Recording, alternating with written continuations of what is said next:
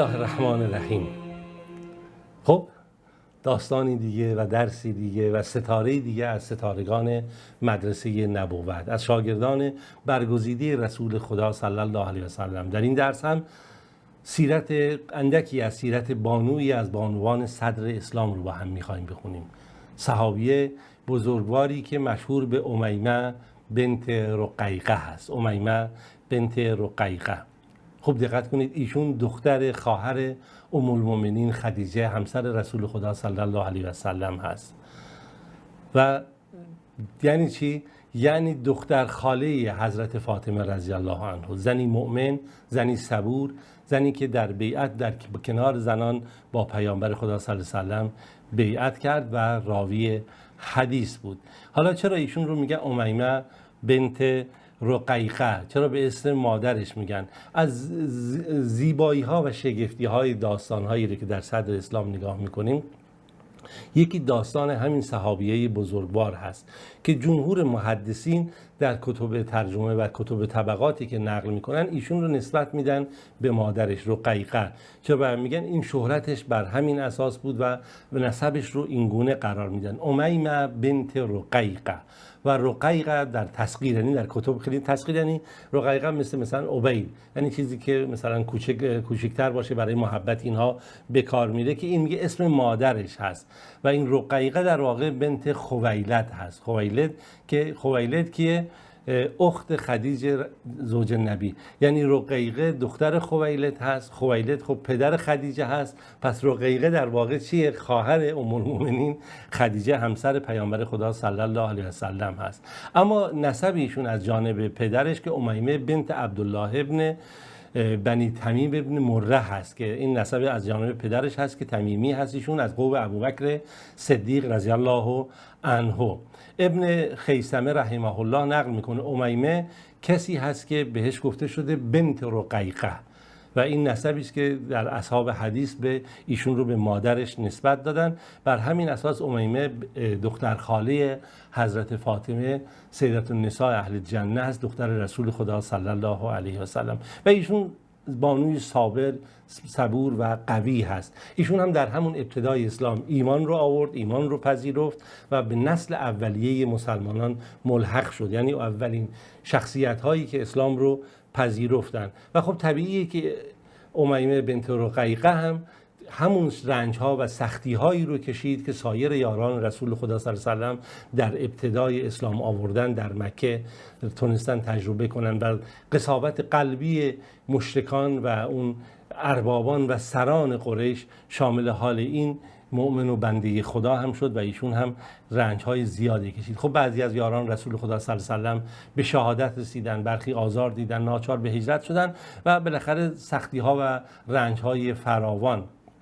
و امیمه بنت رقیقه هم از این مسئله بیرون نبود و بالاخره در همین سلسله کاروان قرار داره و رنج‌های زیادی رو تحمل کرده تا اینکه خداوند برای ایشون شرایط رو فراهم کرد و بالاخره ایشون هم از اون سختی‌ها نجات پیدا کرد و کنار مؤمنان قربانی داده بود و خداوند بالاخره فضایلی رو برای همه مؤمنان فراهم کرد.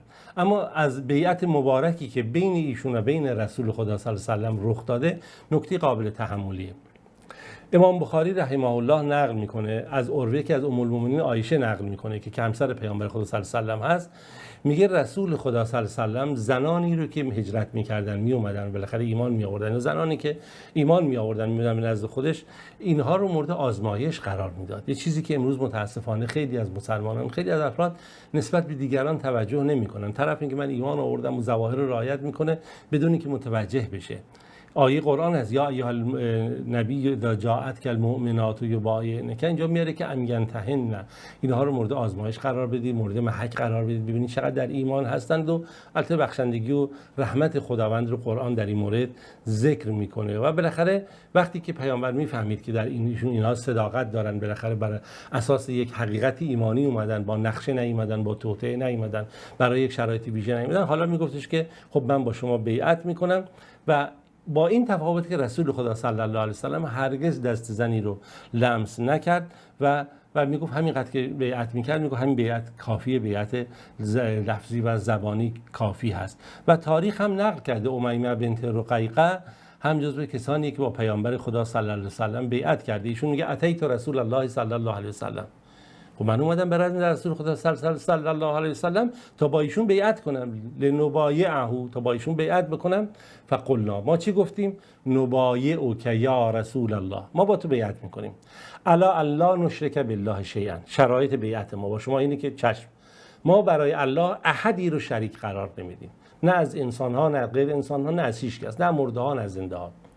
ولا نسرق، دزدی هم نمی کنیم. اینا قوانین بیعت دینیه، یعنی ما خلاف و دزدی و اموال دیگران رو سرقت نمی کنیم، اختلاس و هر چیز دیگه ای باشه. ولا نزنی، عمل فاحشه ای رو هم انجام نمیدیم، یعنی گناه بد و زشتی رو که مسائل اخلاقی است اونها رو هم انجام نمیدیم. ولا نقتل اولادنا، فرزندانمون رو هم نمیکشیم. آداب و رسومی که در جاهلیت متاسفانه وجود داشت، حالا به خاطر فقر یا هر چه دیگه بود.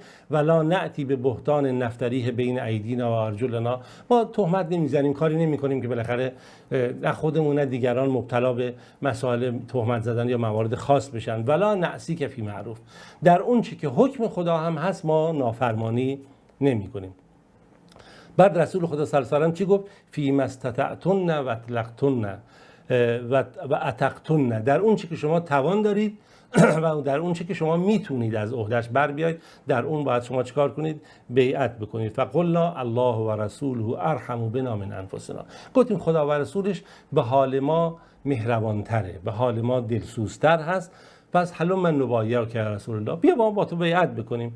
بعد پیامبر گفت فقال انی لا اصافح النساء، من با زنان دست نمیدم، یعنی دستهاشون لمس نمیکنم. انما قول لمئة امرأة که قول لامرأة واحده، سخن من برای یک زن چه 100 زن همینه که همین که با هم دیگه ما بیعت بکنیم. در هر صورت اینها بعد از بیعت خب وارد کنار پیامبر بودن، دفاع از پیامبر میکردن، در میدان جهاد بودن.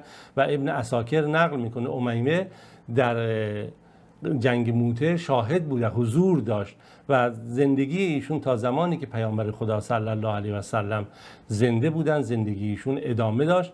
و خب نقل شده که ایشون هم از پیامبر خدا صلی الله علیه و سلم روایاتی رو نقل کرده. ابن ابی شیبه رحمه الله نقل میکنه که سمعت، که من شنیدم، ابی یقول، پدر من میگفت، من یروی عن النبی صلی الله علیه و سلم من ابن بنی تمیم امیمه بنت رقیقه رضی الله عنها، نقل میکنه. این روایت از اون نقل میشه، راوی حدیث که امیمه بنت رقیقه هست که بنت ابن خیاط در طبقات خودش میاره امیمه بنت رقیه از کسانیه که در مورد اون بیعت زنان ازش روایت نقل شده.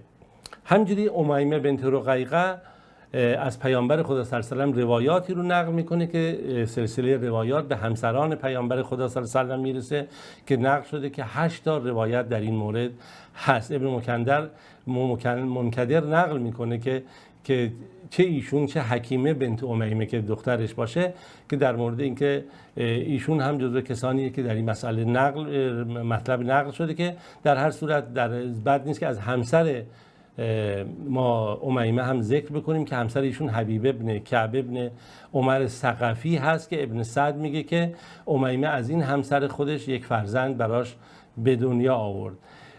نکته جالبی که وجود داره که اینی که امیمه در زمان امیر معاویه رضی الله عنه وجود داره، یعنی ایشون پس معلومه که در زمان خلافت راشده زندگی کرد و خب در فتوحات اسلامی در اون زمان بالاخره حضور داشت یا بالاخره میدید شرایط رو، تا اینکه ایشون در زمان امارت معاویه به خلافت، در زمانی که معاویه مرکز خلافت رو به شام انتقال داد، ایشون هم به دمشق رفت و معاویه براش خونه ای رو فراهم کرد و شرایطی رو فراهم کرد که بتونه در اونجا زندگی داشته باشه، تا اینکه ایشون بالاخره در مرض و بیماری قرار گرفت، بالاخره از دنیا رفت. حتی نقل شده ایشون معاویه در حالتی که در آخرین لحظات قبل احتضارش بود که مثلا به دیدن معاویه رفته و صحبتی که بین اونها میشه و صحبتی که معاویه اونجا با فرزندانش میکنه، همه مواردی که نقل میشه در زندگی امیمه بنت رقیقه که در هر صورت هست. و بعد از معاویه دیگه ظاهرا ایشون بیشتر دیگه زنده نبود و از دنیا رفت. نکته‌ای که قابل تأمل هست در زندگی این بانوان بزرگوار، اون هم صداقت و پاکی که در رفتار اینها هست. شاید در تاریخ اسلام وقتی صحبت میشه از اصحاب پیامبر خدا صلی الله علیه و سلم، از رنج‌هایی که یاران رسول خدا صلی الله علیه و سلم چه در دوران مکه کشیدن، چه در هجرت به سوی حبشه کشیدن و رنج‌ها، چه در دورانی که به مدینه اینها اومدن، متاسفانه در مورد بانوانی که در اون صحنه ها حضور دارن کمتر صحبت شده، هرچند که کتاب های تاریخ اسلام پر هست از این بزرگواران و از زندگی اونها و حالات اونها. و یکی از عللی که من هم سعی کردم در این چند ماه گذشته تمرکزم روی زندگی صحابیات یا بانوان صدر اسلام باشه، برای اینکه ما متوجه این نقش بشیم. نگاه بکنید، متوجه این نقش بشیم که رسول خدا صلی الله علیه و سلم با مجموعه ای که در مدرسه نبوت نزد ایشون درس خوندن، ایمان آوردن، کنار ایشون بودن، این مجموعه ای از زنان و مردان بودن. اصحاب پیامبر مجموعه ای از صحابیات و اصحاب بودن که اینها کنار هم بودن، با هم بودن و طبیعیه که اینها تونستن یک مجموعه و جامعه مستحکم رو پرورش بدن. همان گونه که مردان ایمان آوردن، زنان ایمان آوردن. همان گونه که مردان در میدان ایمان رنج ها و سختی ها رو کشیدن، زنان رنج ها و سختی ها رو کشیدن.